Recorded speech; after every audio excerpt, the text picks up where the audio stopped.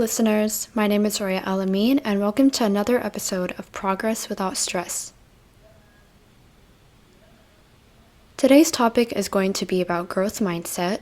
We'll discuss the difference between a growth mindset versus a fixed mindset, how to identify which one you have, why it is important to have a growth mindset, and practical tips on how to achieve one.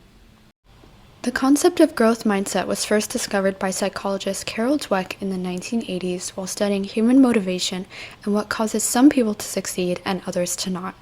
Her research initially focused on understanding how people cope with failure, which then evolved into studying how beliefs about intelligence and abilities impact motivation and achievements. And since then, her discovery has changed the world, reshaping how we think about success and learning and overall potential. For example, in a study conducted in Chile, researchers examined the relationship between a 10th grade student's mindset and their performance on a national test. And they found that students who held a growth mindset were 3 times more likely to score in the top 20%, while students with a fixed mindset were 4 times more likely to score in the bottom 20%, showing us how impactful our mindset can be on our performance and outcomes. But what exactly is a growth mindset? A growth mindset is the belief that skills and abilities can be developed and improved through work, dedication, and support. And a person operating with a growth mindset believes that attributes are malleable qualities that can be developed. They tend to see failure as an opportunity to grow rather than give up. Now, on the other hand, a fixed mindset is the belief that abilities, intelligence, and talents are all static traits that cannot be changed or developed. People with a fixed mindset often think they're either good or bad at something just based off inherent ability rather than the effort they put in. And because of this, they tend to avoid challenges, give up easily, and they feel threatened by the success of others because they view failure as a reflection of their natural limitations rather than seeing it as an opportunity for growth and learning. And here's why a fixed mindset is wrong. No one is born good at anything, absolutely no one. And while we all come from different backgrounds and circumstances, and some of us are more privileged than others, one thing is certain. Talents and skills are not inherent. They are developed over time through effort and learning. And you can't determine your ability solely based off what you believe you're good or not good at. It is only through trying and learning and growing that you can truly understand and develop your potential. I'm sure you can see the difference between a fixed and growth mindset just from their definitions, but to really illustrate how they play out in real life, let me give you some examples. I'll describe a couple of scenarios and show you how a person with a growth mindset would react compared to someone with a fixed mindset. Okay, so scenario 1. Let's say that there's a sports competition, let's just say tennis. And after losing a match, someone with a fixed mindset might think, I'm just not as talented as my opponent. I'll never be able to compete at their level, so why even bother trying to improve? This kind of thinking shuts down any possibility for growth and progress. Now, a player with a growth mindset might reflect, I lost this time, but it's okay. I'll practice more and I'll come back stronger next time. This player focuses on learning from their mistakes and trying to improve for the future. Now, scenario 2. After taking a math test and not scoring as well as hoped, a student with a fixed mindset might think, I'm just not good at math, it's not even worth trying, and they might even take comfort in seeing someone else who did worse. Like they'll find someone who got a lower grade than them, and that might be a source of comfort for them. And that just shows a deeper insecurity about their own abilities. But on the flip side, a student with a growth mindset would think, it's okay, there's always next time, I can review my mistakes and ask my teacher for extra help. So they approach it with a willingness to learn and improve. And for the last scenario, let's say an employee received a performance review from their boss and they received some criticism. A person with a fixed mindset might blame their boss for being too picky or unfair or thinking that their expectations are simply too high to meet. On the other hand, someone with a growth mindset would review the feedback as valuable, and they'd focus on the areas for improvement and use it as a chance to develop and grow their skills. So they turned it into constructive criticism and used it as an opportunity for progress. Now I ask you listeners to take a moment and just reflect and think about the most recent challenge you faced. How did you react? Did you feel defeated and give up, or did you persevere and see it as an opportunity for improvement? Where would you categorize yourself between a fixed or growth mindset? If you see yourself leaning towards a fixed mindset, keep listening because I'm going to share some tips and habits you can implement in your life to shift towards a growth mindset. Now let's talk about why having a growth mindset is so important. Well, we know that change is inevitable, and with change often comes stress. That's why it's important to shift the way our brain perceives challenges and change. When you have a fixed mindset, change can feel like a threat, and it can trigger distress, which is the bad kind of stress. Distress can leave you feeling overwhelmed and constantly sad and always feeling worried about something. And over time, it can affect your focus and make it hard for you to retain information or even come up with new ideas. Now, when you adopt a growth mindset, you start to see change as a challenge and not a threat. Yes, you're still under some kind of pressure, but instead of distress, you're experiencing eustress. That's a good kind of stress that's actually beneficial, and it can even push you to become productive. This is when you feel most organized and creative and less weighed down by anxiety. The more you practice a growth mindset, the more efficiently your brain processes and retains information. So embracing this mindset isn't just about improving performance, it's about enhancing your overall mental well-being. But let's really dig into what goes on inside the brain of someone with a fixed mindset, because this isn't just a mindset, it genuinely affects how your brain functions and processes things. Taking one of the scenarios we discussed earlier, inside the brain of a person with a fixed mindset, there would be significant activation in the amygdala, which is the brain center for processing emotions and threats. This heightened activity can make someone feel anxious and defensive.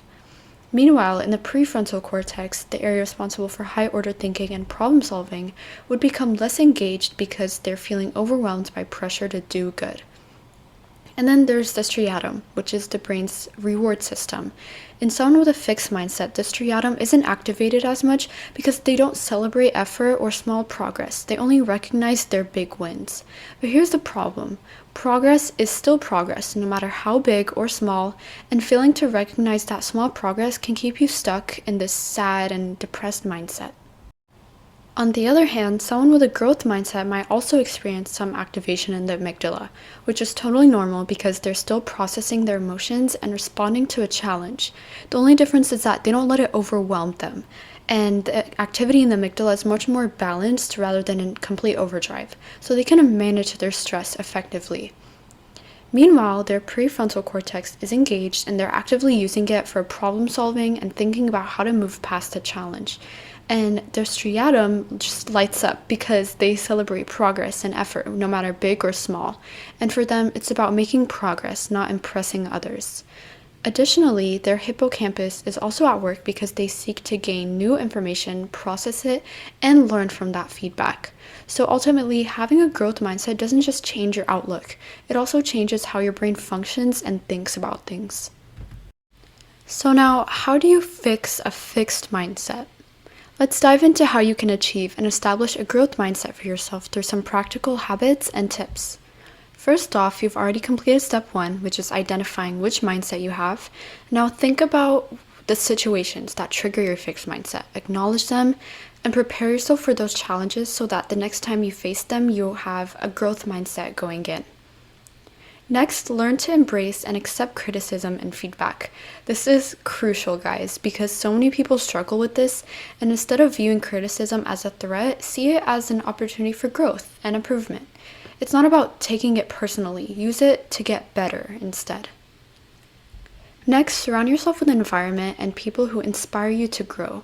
I completely get it. Not everyone around you has embraced this mindset yet, but don't let their energy drain you. If it's negative, try to be a role model to them with your growth mindset. And try to seek out to those with a growth attitude and behavior because they can encourage you to adopt this mindset and maintain it. And sometimes those people might even be the ones who intimidate you and the ones that you see as a threat because of their confidence. Instead, learn to celebrate their success and look at them as role models. Try to study how they achieved that mindset and ask them questions on how you can achieve that mindset too. And you know what? Most successful people that you know today, I bet you they have a growth mindset. They allowed themselves to grow and push their challenges and stay committed until their work paid off and they were recognized for it because they kept going with the right mindset. But someone with a fixed mindset would never let themselves reach that level of success because they limit their own potential. And that's the thing. No one is stopping you more than yourself, and you have to break that cycle. Another tip is to set multiple goals for yourself. Set realistic but challenging ones, and trust me, you will feel much more accomplished and proud when you have several goals to work towards rather than just focusing on one. Because think about it, if that one goal doesn't work out, you'll end up dwelling on that single setback. But by having multiple goals, it allows you to see your progress beyond one failure. And remember, don't set goals that you expect yourself to just reach in an instant because that's possibly not going to happen. Make sure they are goals that push you to grow because the idea is to stretch yourself and embrace the journey and then celebrate every step forward. Another one of my favorite tips, and this one I absolutely love and have made it a habit in my own life, comes from Carol Dweck, the same woman who introduced the concept of growth mindset. She introduced what's called the yet mindset. Whenever you feel discouraged, create the habit of adding yet to the end of your thought. For example, I'm not good at this yet, or I'm not there yet. And the more you practice this, the more you're establishing a growth mindset and setting yourself up for more success and more opportunities and more happiness.